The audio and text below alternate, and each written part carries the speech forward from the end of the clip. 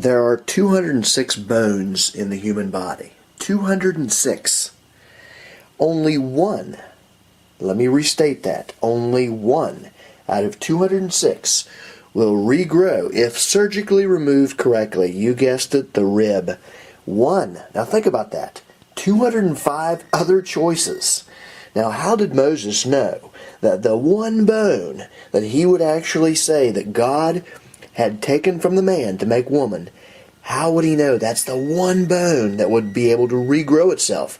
Now you can look this up on any medical website that has to do with removing ribs. And I'll give you a little hint here. If you look up sites that show people that have scoliosis, they often remove one of the ribs, and then that somehow balances things out. Now, it's very clear. If surgically removed correctly, the rib can regenerate itself, regrow. Now, there's no other bone. If you remove an arm, if you remove, whatever bone you choose, it will not grow back. I mean, we know that. I mean, if you lose your arm, it's gone. There's no regeneration process that the body naturally does. The rib, however, that is different, if surgically removed correct. Genesis 2:21. And the Lord God caused a deep sleep to fall upon Adam, and he slept. And he took one of his ribs, and closed up the flesh instead thereof.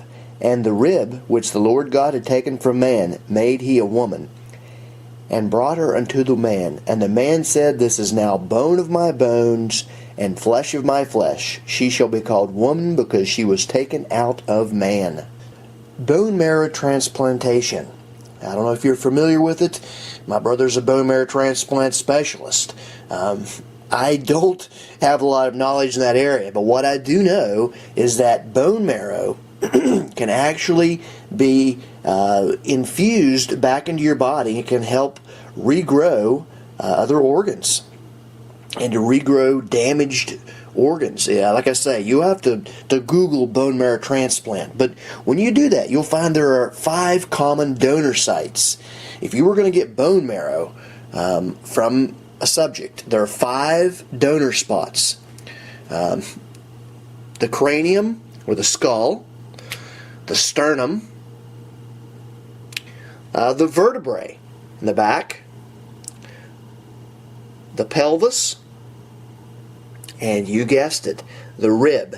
Now, there's also some evidence that some of the bigger bones, such as the leg bone and certain bones here, can also work too. But the biggest donor sites, and you can look this up on the internet. Look up, where does bone marrow transplants come from? And every place you find, I guarantee you, this baby will be there. There'll probably be about 4 or 5 donor areas, and one of them's the rib. So now, think about it. If you were going to take a donor site for bone marrow transplantation, would you want to mess with their skull, their sternum, their pelvis, their vertebrae, or what about this rib? Oh yeah, it also grows back. It regenerates. I think I'll choose that one. Now, let's look at what bone marrow transplantation can actually do. Now, if you look up bone marrow transplantation and stem cell transplantation, you will find there's not a whole lot of difference. The only difference is you're getting stem cells. Now, whether you get them from the bones or whether you get them from the blood, that's the 2 differences. But stem cells can actually regrow organs. They've actually shown that you can actually regrow. The Japanese have figured out how to regrow tiny livers. They call liver buds.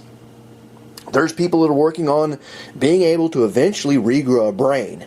Now, keep in mind that the person that caused a great sleep to come over Adam and remove the one bone out of his body that would regenerate probably knows something about stem cells and the fact that they will regrow organs. So he just happened to take one of the 5 donor sites, a stem cell area, harvesting area, takes that and is able to take out that and come up with a way to regrow not only an organ, but an entire body. The same thing with woman. He didn't just say, okay, there's woman. You know, a lot of people, they think, oh, Christians, they believe in some sort of magical powers of God. Either way, you have a strange coincidence that Moses would have picked the one bone out of 206 that regrows itself.